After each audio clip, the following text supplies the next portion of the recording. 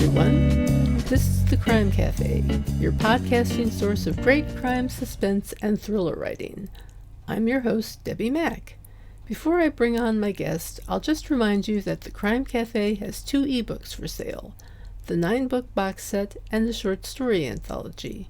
You can find the buy links for both on my website, debbimack.com, under the Crime Cafe link. You can also get a free copy of either book if you become a Patreon supporter. You'll get that and much more if you support the podcast on Patreon, along with our eternal gratitude for doing so. But first, let me put in a good word for Blueberry Podcasting. I'm a Blueberry affiliate, but that's not the only reason I'm telling you this. I've been using Blueberry Podcasting as my hosting service for my podcast for years, and it's one of the best decisions I ever made. They give great customer service. You're in complete control of your own podcast. You can run it from your own website, and it just takes a lot of the work out of podcasting for me. I find for that reason that it's a company that I can get behind 100% and say, you should try this. Try Blueberry. It doesn't require a long-term contract, and it's just a great company, period. And it also has free technical support by email, video, and phone, so you can get a human being there. Isn't that nice? Hi, everyone. My guest today is a screenwriter and director, and she has written feature film screenplays, as well as made documentaries that have won prizes and been nominated for awards. And if you go to imdb.com and type in her name, you'll discover that she's made some other really interesting documentaries. One in particular I want to see now is My Life as a Film. Oh boy, that looks good. That looks really interesting. But her most recent release is a documentary about Patricia Highsmith. Thus, she is on the show because, as you know, if you are a crime fiction fan, you know that Patricia Highsmith was the author of Strangers on a Train and The Talented Mr. Ripley, about 2 very interesting characters, more than 2, but anyway. But what you think you know about the author might not be who she really is. So let's talk about that with my guest. The movie is called Loving Highsmith, and my guest is writer and director Eva Vitija. I hope I'm saying that right. Vitija. Vitija. Oh, I knew it. Darn it, I knew it. Fine. The Spanish fine. pronunciation. Muy mal. No, it's good. Very cool. It's actually an Albanian name, so you could. It's a what? An Albanian name, so you I could. was going to say, I was looking it up and I was trying to figure out the roots of it. Very interesting. I just want to say you are the first working screenwriter director to appear on this show. Oh, nice. And a woman. So take that, patriarchy. Haha. Thank you so much for having me. I'm glad you're here. It seems you've been fascinated with Patricia Highsmith nearly all your life. What was it that provoked your interest as a child in her? Actually, we always went to holidays in the village where she lived. It was a small village in the Ticino, which is the Italian part of Switzerland. And it was very well known that she lived there. And my parents told me that this famous writer is living here and alone with her cats. And this somehow, I must have been around 7 or something. And this somehow created a little mystery for me because I couldn't, quite figure out why a woman is living alone with the cats. The first little mystery. But I think I forgot after that, and it only came to my mind when I was already working on that film. So, yeah. How interesting. That appeared very early on in my life somehow. That is very interesting. It's unique to have a famous writer like that everybody knows living in your little village, right? Yeah. To say the least. Almost like being in an Agatha Christie novel. Yes, absolutely. Having seen the movie now, I can say that Loving Highsmith seems like the perfect title for this film. Can you tell me what made you choose that title? Actually, I knew Patricia Highsmith, as probably everybody else knows her, as this a bit very somber and very elegant crime writer. I also had this, image of hers as being a recluse, since I knew she lived alone in Switzerland, and we knew all her a bit. How's it called in English? Sometimes I lack the words, but she had this face, not very friendly when she was older. Kind of grim. Grumpy, a bit grim, and quite dark. She had this image, and then I started to read her diaries and her notebooks. They are in an archive in Switzerland because she has been living in Switzerland for the last 13 years of her life there. And when she died, all this came to an archive in Switzerland. And I went there and I just started reading those private texts, which were not published at that time. And I discovered a woman that was so completely different to everything I had known about her. And that was for me like, this huge surprise, because I somehow saw or discovered through these texts a woman that was a very young writer trying to get into profession and always falling in love with women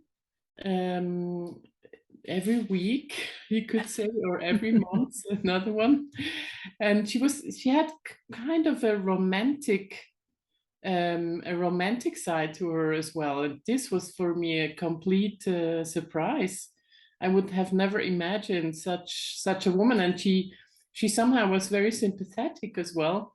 I could also from the very first moment I could connect somehow to this woman in these texts, and I think it's from the start it was very clear that the love biography of hers, which was so present in these private texts, would be the main focus of the film. So Loving Highsmith is a bit about Highsmith who loves, but also about myself or other people who love Highsmith. So Exactly. It does seem to have a kind of a double meaning. Yes.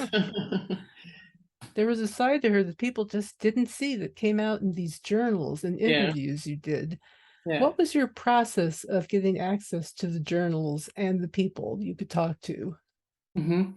What was Actually, that process like? the journals were already, I could, just go and I read them in the archive.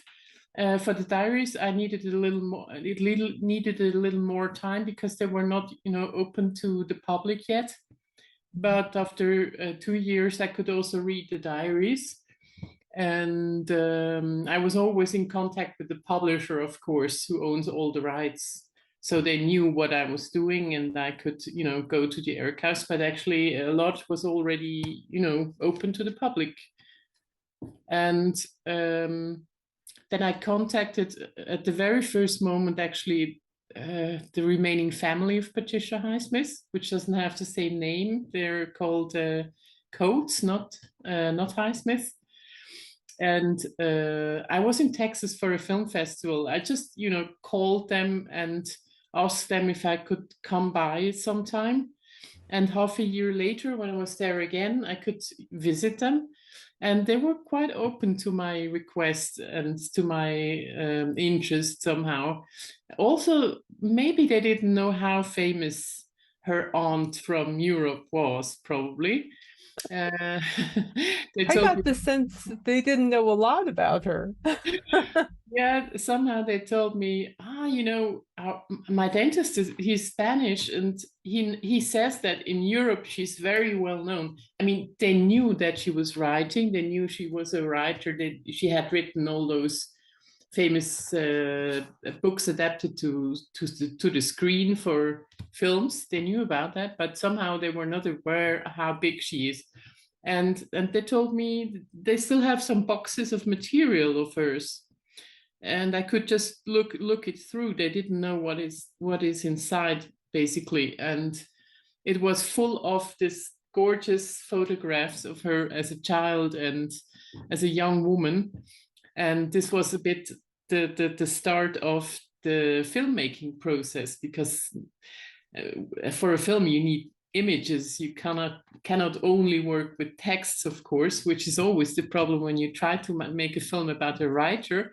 You have lots of texts and sometimes nearly no images, and especially when the writer is already passed away. So, but with Patricia Highsmith, there was quite a lot of really beautiful photographs of her, and she was also this very attractive, very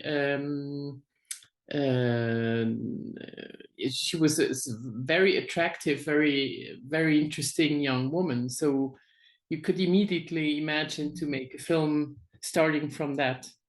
And then I contacted her ex-girlfriends. The first that I contacted was also a writer, Mary Jane Meeker, and she had written this book about Patricia Highsmith because she had lived with her, she had a relationship with her, and she had written a book about that time. So it was I think the first one I contacted. Also reading that book, I had a bit the feeling that she sees it a bit the same as I see it. We both had the same vision of the young Patricia Highsmith a bit. She knew her personally, of course, but what I had read from her personal diaries, I had a bit the same impression. So I wanted to contact her, and she was open to a little visit. It was a bit difficult to do all these travels, but I could manage to go to the Hamptons at some point, and we had wonderful chats. But she didn't want to participate in the first stages of the project. She didn't want to make a film because she said, I've already written a book. Why should I now make a film again? I've said it all in the book. So I said, okay, but I can't, make a film without people. I need some talking heads. Yeah, I need some people who can share their memories of Patricia Highsmith firsthand. So, yes. And I absolutely wanted to have a film which is not, which doesn't only have experts, literary experts. I wanted to add something to the image of Patricia Highsmith, which is really her private life. So for me, this was crucial that I could find the ex-lovers or ex-girlfriends of her to add really the thing that was missing in her story in the public image somehow. It's the kind of depth you couldn't get from an expert, only from somebody who knew her. Yes. So that's fantastic. I was fascinated by the fact that she had written this novel I never heard of called Carol, once called The Price of Salt, and written under a pseudonym about a woman in the 1950s who falls in love and doesn't die. And this is like remarkable. She doesn't for the die. 1950s. She's not going crazy. She's not ending up in a crazy, how's it called in English? A crazy home or something? A lunatic asylum, yeah. Asylum, something. Institution, yeah, whatever you want to call it. Yeah, I mean, I just thought it was remarkable that she did it. It seems like a lot of great themes are touched on in this film. What would you like to see viewers take away from this movie? What's the message here? What's the thought? The theme, I guess. I really think they will discover a Patricia Highsmith that is really a bit different. She's also very emotional, something that you couldn't, quite imagine. If you read her books, you probably have the feeling that the writer must be has this a bit cold and a moral quality, which she's always exploring, But it's absolutely not the case, because she's exploring those dark topics of society somehow that probably also have roots in herself. But she was a very sensitive person who could, from her biography, she always had to hide her sexual identity. She was a lesbian being born in the 1921. And of course, she had to hide all of this in public and also to her family, which was a normal thing at that time. And because otherwise you probably wouldn't have access to publishers anymore. The family would have a huge problem with it. So you just didn't talk about it. It was a complete taboo, of course. And I think from having this biography of having to lead somehow a double life, you can, see in society double sides as well, and all the abysses that are behind the surface. So I think she was really destined to write about those difficult topics, about violence in society, about murderers who lead a double life, and all those things. I think you know how society works if you have to lead a double life yourself. Yeah. And I was struck by her mother, who was quite a piece of work. Yeah, she was not. This was also probably one of her first feelings, that she was really not accepted in this world. Also by her mother. Her mother wanted to abort her first, and then she divorced just 9 days before she was born. I even found in Texas, the divorce certificate, which said it was 9 days before she was born. So it was very particular. It must have been a very difficult situation for that woman to get that child. And she was leaving little Patricia with her grandmother in Texas, just to try to make a living as a graphic designer in New York. She then met a new husband and married, and they took Patricia to New York when she was 7, but she was really growing up the first years in Texas with her grandmother, which was for her a very important and positive person, actually. That had to be quite a culture shock for her too, going from Texas to New York. Yeah, I suppose so. Yeah, it was quite a different life. It was a city life compared to, Fort Worth was a city as well, but it probably was a very small and slow city at that time. By comparison, yeah. By comparison of New York. Mm-hmm. Were there any particular surprises in your research that you discovered? Things that really surprised you? Well, we, for example, found out that Patricia Highsmith had probably been growing up with a black nanny, because the grandmother and the grandfather came from Alabama, and they were coming from a cotton plantation. The family had a cotton plantation, so obviously they had a lot of slaves at some point. And of course, slavery was already abolished, but when they traveled to Texas, they migrated to Texas in 1907. They probably took some of the servants with them. And Patricia Highsmith must have, grown up the first years with this black person called House, which was a woman and working for that family. So this was quite a surprise. And I think there was a lot of women, I didn't know about before. I was looking for a lot of ex-lovers. Patricia Highsmith was quite notorious. She had a lot of lovers, and it was not easy to find all of them. First of all, a lot had already died, but some were also anonymized. Yeah, Anonymous. Anonymous somehow in the biographies, and I couldn't even, know the names of them. So Uh-huh. I had to find out all the names, and for some it really took a long time until I could track them down.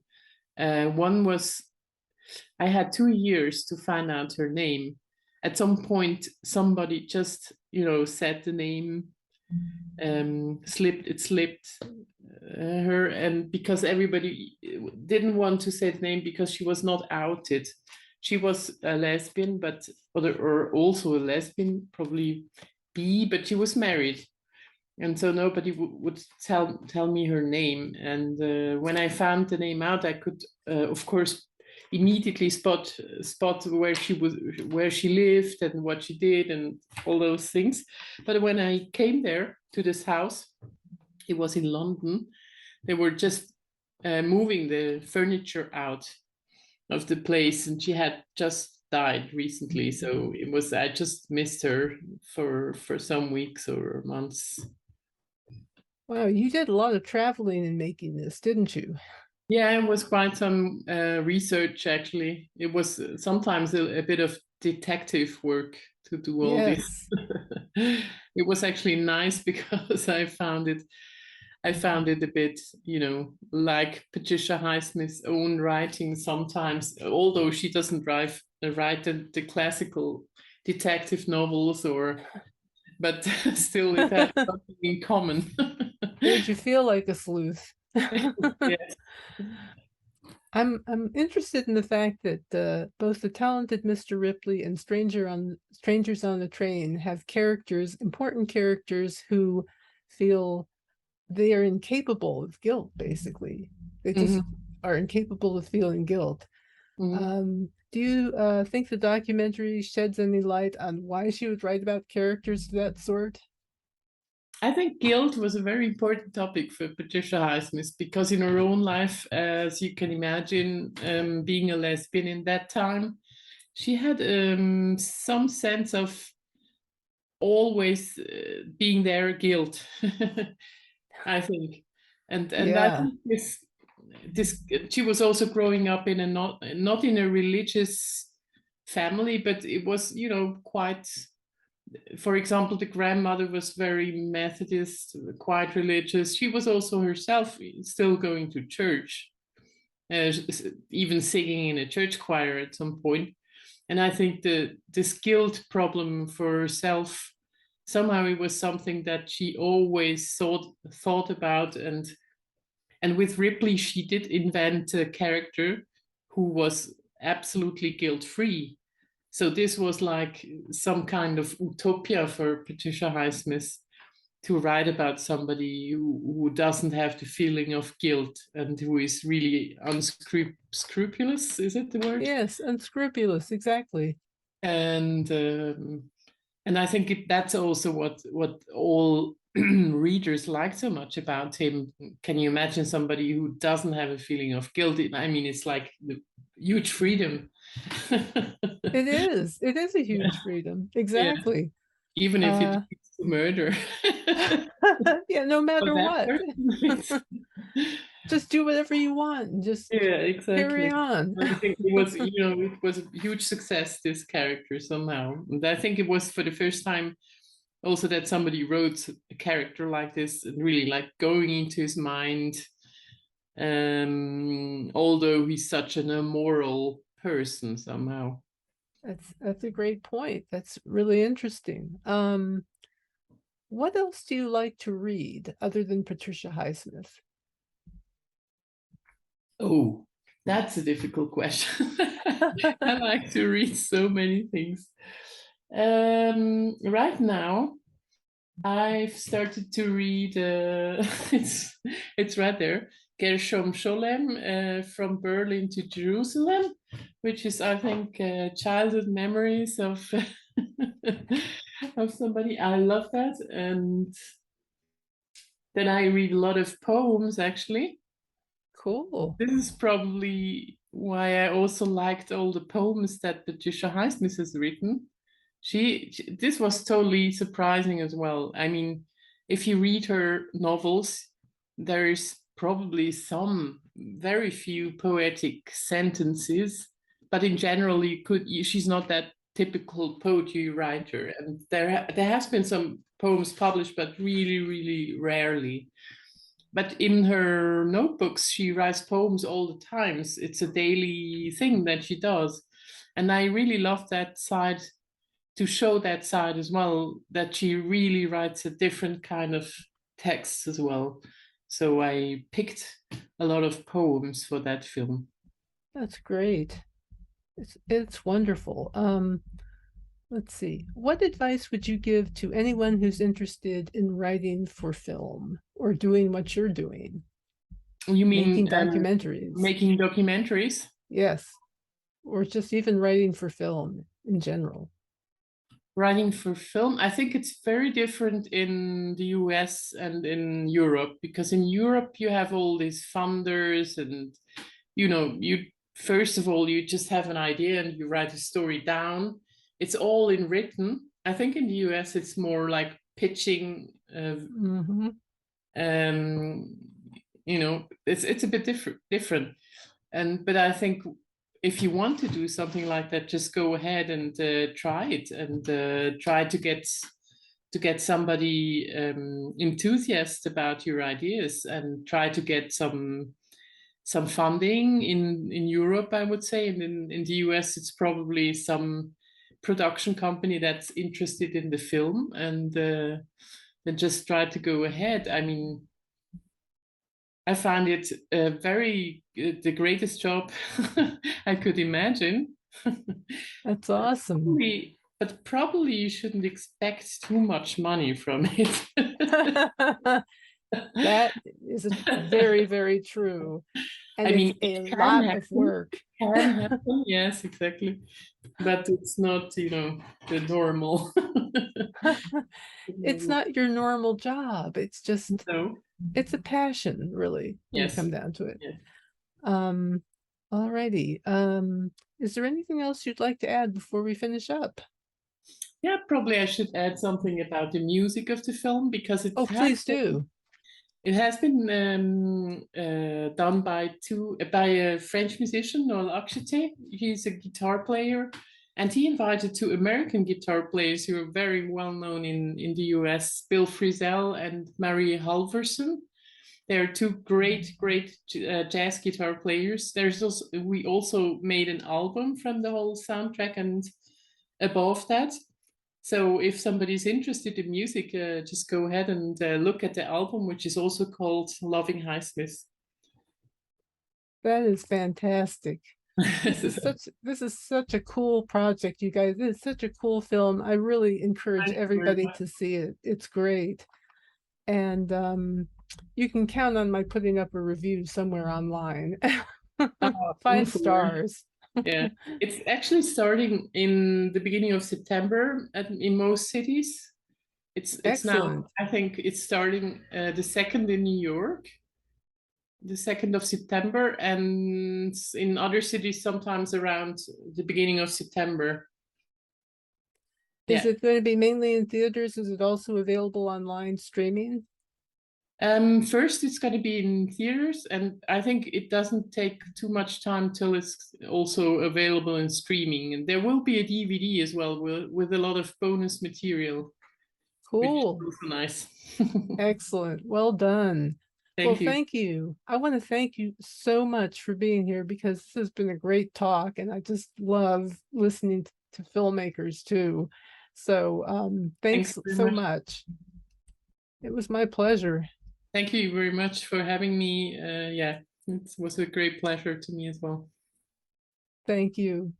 And with that, I will just say, please leave a review if you enjoyed the show. And consider becoming a patron on Patreon, where I provide bonus episodes, ad-free content, and early access to my new releases. I have a book coming out soon, so hopefully I'll start posting some stuff from that there. And there are also Crime Cafe ebooks, which you can either buy through a retailer or get by becoming a patron. And with that, I'll just say thank you so much for listening. Our next guest on the show will be Indy Pero. And until next time, take care, happy reading, go see this movie, and just happy reading. Till next time, be seeing ya.